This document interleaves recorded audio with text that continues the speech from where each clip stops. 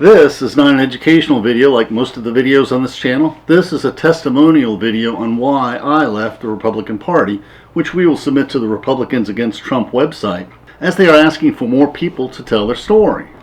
Before I released this video, I pondered whether I should tone down the rhetoric, but then I realized that although Christians should ordinarily be reluctant to object stridently and forcefully, that when Christians are confronting pure evil, they must be strident and forceful to hopefully snap their Christian friends from their moral slumber.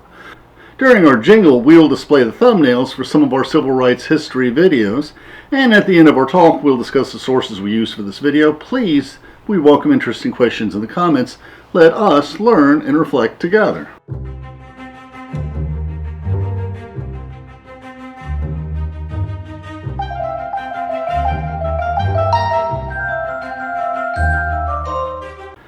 Originally, I was a Democrat, in part because in the mid-70s, the Democratic Party was still the majority party by far in Florida.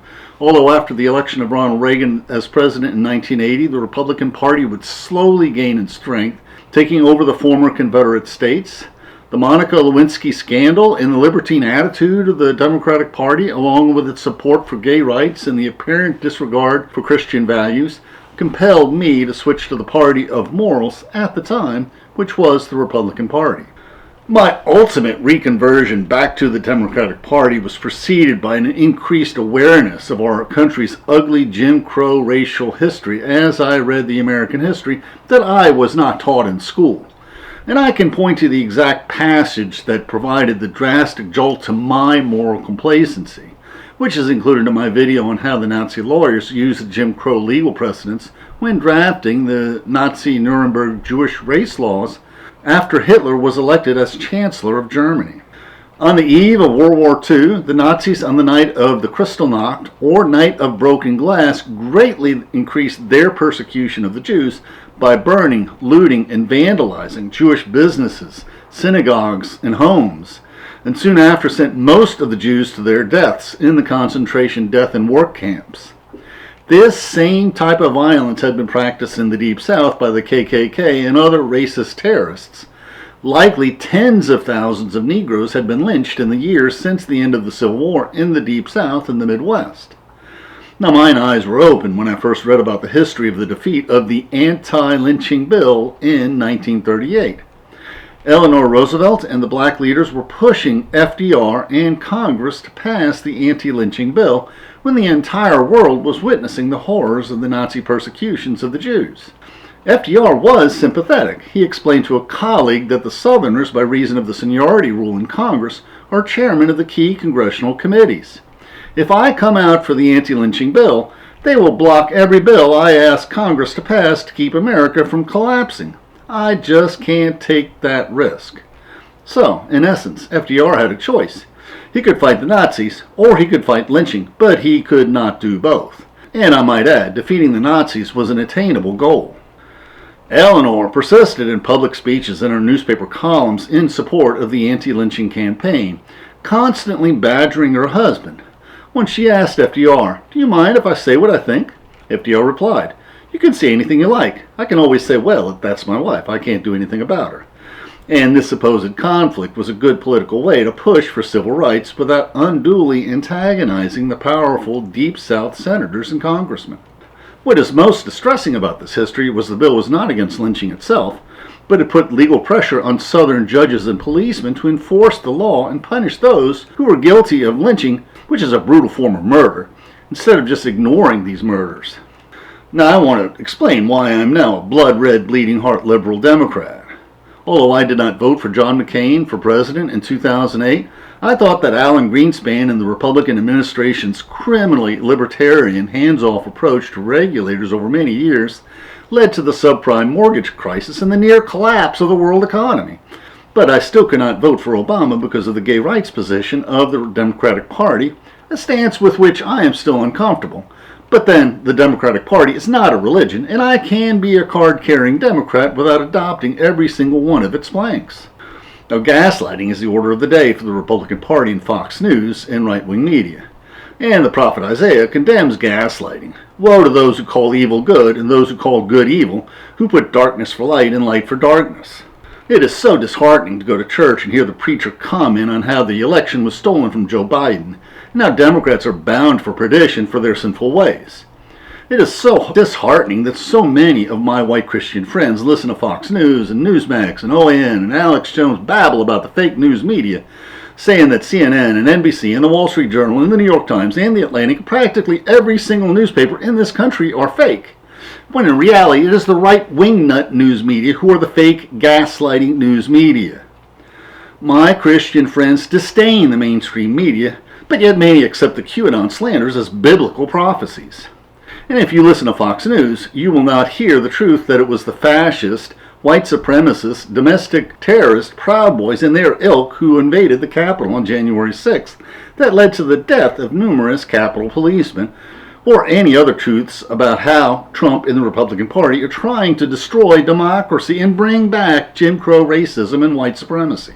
The message I would like to shout to my fellow Christian friends is you have a choice in today's politics. You can either love God and love your neighbor as yourself, and loving your neighbor means that black lives do matter, or you can listen to Fox News and Newsmax and OANN, but you cannot do both, because the right wingnut news media opinionators and entertainers will rot your soul from your heart outwards. Donald Trump is the antithesis of Christianity, so if you want to love God and love your neighbor, you can ask yourself three simple questions. What would Trump think? And think the opposite. What would Trump say? And say the opposite. What would Trump do? And do the opposite. And if you are a Christian and want to join the Democratic Party, yes, you should come to terms with the moral implications of abortion, which I've pondered over extensively. I have a video on the Christian and Catholic teachings on abortion. Simply put, my position is that you should be pro-life, but that for a true Christian, pro-life policies should not end at birth, and that a guns everywhere policy is not pro-life. The opposite of pro-life is pro-death, not pro-choice.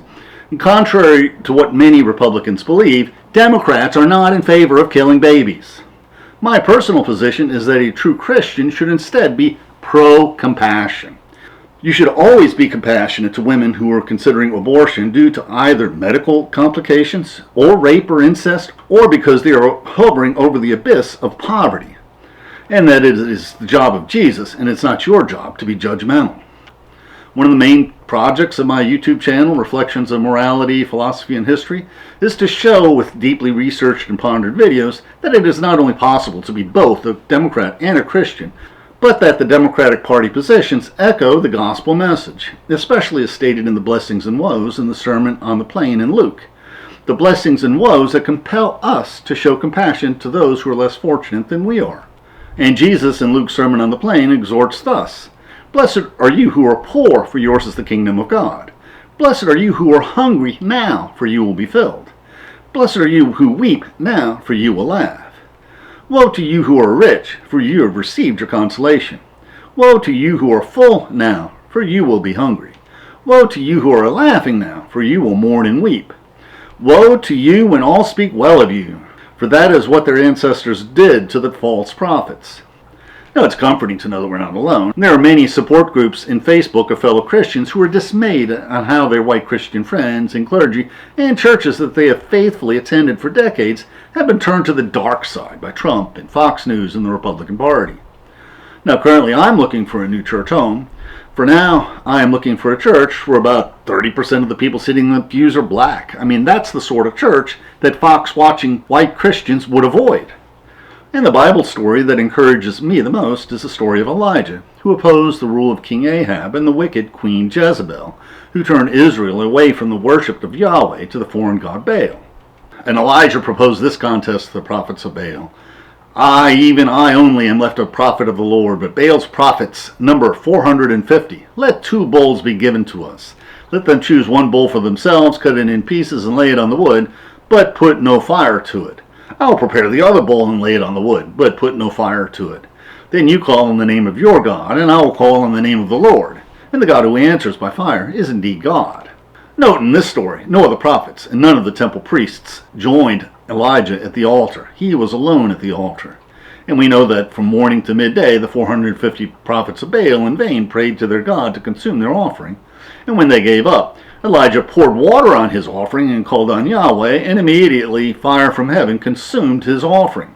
With superhuman strength granted by Yahweh, Elijah then slew all 450 of the prophets of Baal. Now, what's amazing about the story is the foreign queen Jezebel was not impressed, and the scriptures exhort us. Ahab told Jezebel all that Elijah had done and how he had killed all the prophets with the sword. Then Jezebel sent a messenger to Elijah, saying, "So may the gods do to me, and more also, if I do not make your life like the life of one of them by this time tomorrow." Now Elijah was afraid. He got up and fled for his life. He flees to hide in a cave, where he is comforted and fed by an angel, and then a raven. Then the word of the Lord came to him. "What are you doing here, Elijah?" And Elijah answered, "I've been very zealous for the Lord, the God of hosts. For the Israelites have forsaken your covenant, thrown down your altars, and killed your prophets with the sword. I alone am left, and they are seeking my life to take it away." In this painting captures the loneliness that Elijah no doubt is feeling, hiding in a cave, fearing for his life against the relentlessly evil Queen Jezebel. Yahweh then appears to Elijah, but the voice of Yahweh was not in the great wind, or the breaking rocks, or earthquake, or fire that thundered outside his cave, but Yahweh was instead in the sound of sheer silence. And Elijah was informed that he was not alone. There were 7,000 in Israel who would not bow their knees to Baal. Now, I am not comparing myself to Elijah, but we are living in bizarre times, not unlike the times when Reconstruction ended and the Jim Crow redemptionist era began. So I also take comfort in the saying by the Rabbi Hillel, "If you are in a place where there are no men, be a man." Now, we're living in dysfunctional times, and right is right and wrong is wrong, virtue is virtue and evil is corrupt. And if most of my white Christian friends are tolerating or condoning an evil path, then I guess I'll just have to make new friends.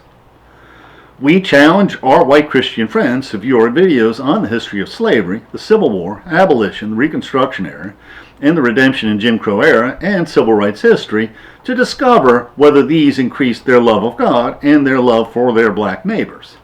And we also have a series of videos on how Christians survived under the various fascist regimes before, during, and after World War II in Nazi Germany, Mussolini's Italy, Vichy France, Franco's Spain, and Nelson Mandela's South Africa. These videos demonstrate that fascism develops differently in these various countries, and that Nazism is an extremist form of fascism. The South African and American strain of fascism manifests itself in the opposition to civil rights and support for white supremacy. And we also have the video on the history of how white Christians reacted to the civil rights struggles in America, based on the books by Robert Jones. We recently released a pair of videos examining the academic and practical definition of critical race theory, and also reviewing the recently reviewed book on the 1619 Project, and also Beloved. And this is a paraphrase of one comment listed about these videos. And this guy says this, and I suppose he's picking this up from the right-wing media. There's a paranoid conspiracy theory that an entire race has organized and coordinated the systematic oppression of blacks. And this Black Lives Matter race-based organization has completely taken over all the public historical records to rewrite history for their own ends. Is this more Nazi propaganda? No, this is the propaganda arm of the American Civil Rights Movement. This was my answer. If you were black and your grandparents or parents and their acquaintances had their burnt black bodies swinging from a noose hung from a tree, then you would definitely be paranoid about history repeating itself, if not today, then for your children or grandchildren. And the story of Jim Crow is that a large portion of the entire white race has organized and coordinated the systematic oppression of blacks. And it was the daughters of the Confederacy who recast our ugly civil rights and slavery racial history as the lost cause. And this is not Nazi propaganda. On the contrary, the Nazi lawyers used the Jim Crow legal system as precedent when drafting the Nuremberg Jewish race laws. We need to educate those around us about our own ugly racial history, just like the Jews do not want us to forget the history of the Holocaust. So these gas chambers and lynchings and horrors never happen again. Now we'll discuss the sources we used for this video. Doris Kearns has written many presidential biographies. She writes history so vividly, it is as if you were reliving it. And her biography of FDR and Eleanor during the war years is the best of the best. And our other videos have summaries of many of the other books we consulted. And we have as our thumbnail the wonderful painting of the Emancipation Proclamation by A. Lamb, with the rejoicing freed slaves in the background at left and the marching Union soldiers in the background at right. Now, the U.S. Capitol building was assembled during the Civil War. The dome was under construction when Lincoln was inaugurated. Lincoln insisted the construction continue during the Civil War to project continuity and confidence in the Union cause. Unfortunately, today's Republican Party is not the Union Party, and it is not the party of Lincoln. The YouTube description links to the video script and our blog. Please support our channel by sharing this video with your friends and by clicking on the like and subscribe buttons, and by clicking on the Amazon links to purchase any of the books we discussed, which will earn us a small affiliate commission. And please consider becoming a patron of our channel. And please click on the links for interesting videos on other topics that will broaden your knowledge and improve your soul. Thank you.